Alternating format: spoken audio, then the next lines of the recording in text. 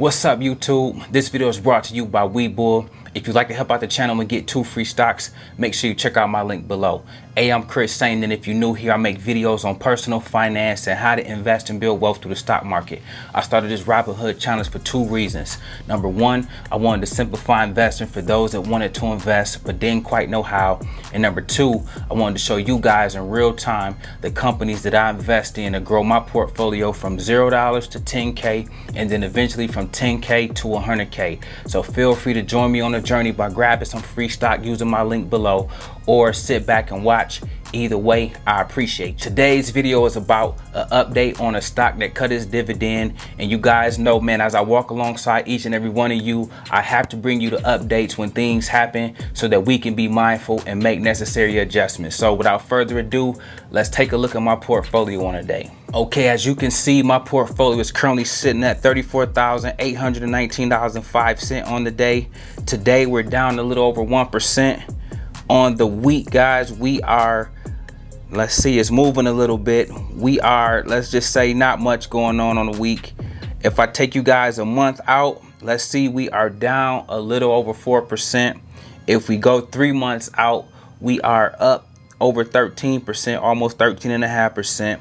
If I take you guys 1 year out, we are up over 7.5%.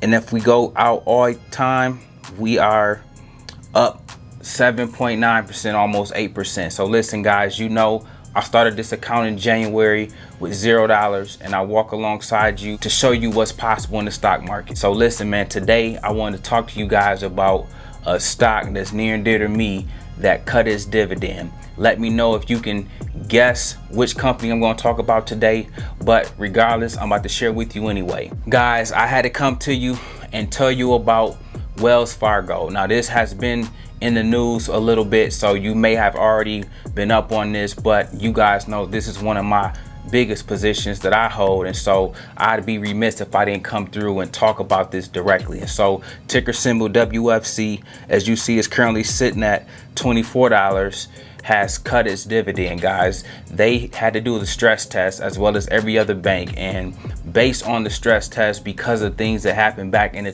2008 financial crisis, all banks have to now go through certain parameters to make sure that we don't have what happened to us back in 08 and 09, okay? And so as a result, Wells Fargo, who was doing its thing overall, but still having some struggles, you guys know their issues are highly publicized, and so it's no secret about things they've been dealing with. But nevertheless, as an investor, the stock is definitely one in which I've always ate off and always turned on to other people. Guys, they had to cut their dividend though, and so right now the final verdict is coming down the pipe, but it is believed that they will at least cut the dividend in half. If you don't know, they pay 51 cents a share, and so that means that roughly they'll go down to around 25 cents a share, okay? I'm hoping that it don't go no lower than that. And so as a result, I wanted to show you guys today how I'm going to play this, because you guys know I hold 10 dividend stocks, and as part of my top 10, they are now no longer in the top 10. But as a buy and hold investor, I wanted to share with you guys what I am doing with this position. So a couple things I want to walk you guys through, so just follow my screen. As you can see, if I scroll down and take you through my portfolio, they're no longer in my top 10 now. But one thing I want to show you guys is look at where they land at. And so right here, we now have Wells Fargo. Check out the bottom of my screen, and here it is. Now they are not out of my portfolio completely. However, they are out of the dividend portfolio, and so as a result, I always look to replace one dividend company with another. So if you guys got a recommendation that should crack my top 10 dividends, then you guys let me know in the comments, and I'll research it and then consider adding them to replace Wells Fargo. But in the meantime, I wanted to share that with you, but still let you see that I did hold it. As a buy and hold investor, it don't mean I'm going to sell out of my position. It just means I no longer will have it as a key player as in my dividend portfolio. But I wanted to still show you guys I'm going to hold it for now in hopes that the dividend one day returns. And if it do return, you see that I have an average cost of $26.36. Right now it's $23.98.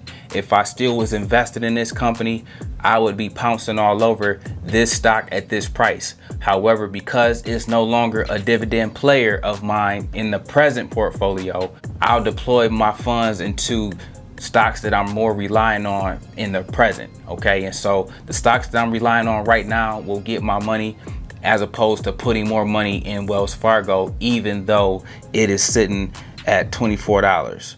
So I just wanted to point that out to you guys as a way to, if you have to do away with the stock, sometimes it don't result in you selling it. You may hold on to it, and I still will eat off of this sum. However, it's no longer paying me $52 a quarter and doing wonders for my dividend income. So listen, guys, if you have a dividend investment that is no longer paying a dividend or has cut the dividend, you are always going to be forced with the decision on what to do. In this particular case, because my relationship with Wells Fargo, I'm choosing to keep the company, however, take them out of my top 10 dividends. But you see, they still remained in my portfolio overall, okay? And so if they choose to pay a 25-cent dividend, we'll still eat off of that. It's just no longer the 51-cent dividend that it was once paying. Up next, we have our word of the day.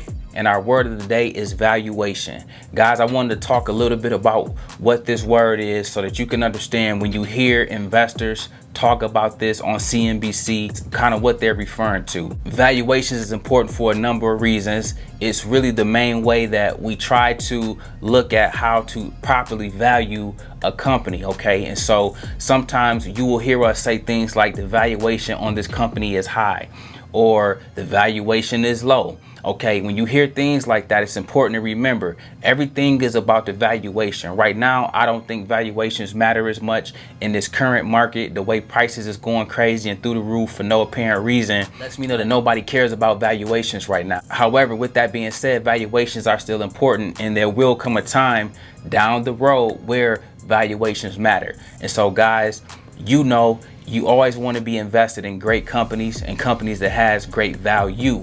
But valuations are important because at the same time, you want to make sure that you're not overpaying for a company, that you're getting either the best price, a fair value, or you're getting a steal. Okay, and so if a stock is overpriced, like say Zoom, for instance, Zoom is only going crazy because it has no competition and everybody is stuck at home.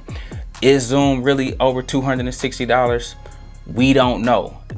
We truly do know, but I'm just trying to make the point for you guys, okay? Sometimes stuff is out of whack for reasons unbeknownst to us. However, it's your job to do your due diligence to make sure that you are getting the best bang for your buck when you invest in these companies. Listen, guys, I hope that was helpful. Now it's time for our question of the day. And today's question comes from Yankee Boy Mills. And he says, yo, man, I wish I could screenshot you my email from Webull. I bought AT&T, like you said, and got it for $29.87.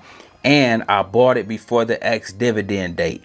I got 20 shares and they just emailed me saying I'll be getting 52 cents a share on August 8th. Man, I salute you and appreciate you. Thank you for all your teaching. Listen, man, I told Yankee Boy that he made my day, man. When I see you guys listening, getting this money and building consistent passive income, it makes me happy, man. For the rest of his life, he will continue to always get paid quarterly from AT&T. And if his job don't give him a raise, AT&T will, or other dividend companies that I'm going to recommend you guys invest in will. See, check this out, man. Because he listened, he got the stock before the ex-dividend date. August 8th is right around the corner, and he's going to have free money to do whatever he chooses with. If he got kids, he can spend it on them. If he got a significant other, he can spend it on her. If he wants to reinvest it, he can do that too. Guys, that's the power of dividend investing, but that's the power of passive income. If you do this the right way, and if you do this the way I teach it, at some point you can put a plan in place that allows you to walk away from your job, because every single month, every single quarter, the amount of revenue over time that you'll be bringing in can replace your W-2 income. So guys, that's the only reason why I teach this, man, because I'm trying to see you win and I'm trying to see you eat, and I want all of us to eat together, matter of fact. And so with that being said, man, major salute to Yankee Boy. He made my day. I couldn't help but to add him to the video just to show him some love, to show you guys some love, and to keep telling you guys to keep doing what you're doing and keep crushing it. Listen, man, I make videos like this every week. If you got comments, let me know and I'll add them to my next video. Listen, I make videos like this every week, so if you like this one, make sure you check out the next one. Remember, most people see the end result, very few consider the journey. Do me a favor, don't forget to like and subscribe to the channel. Make sure you guys grab some free stock using my link below, and I'll see you guys in the next one.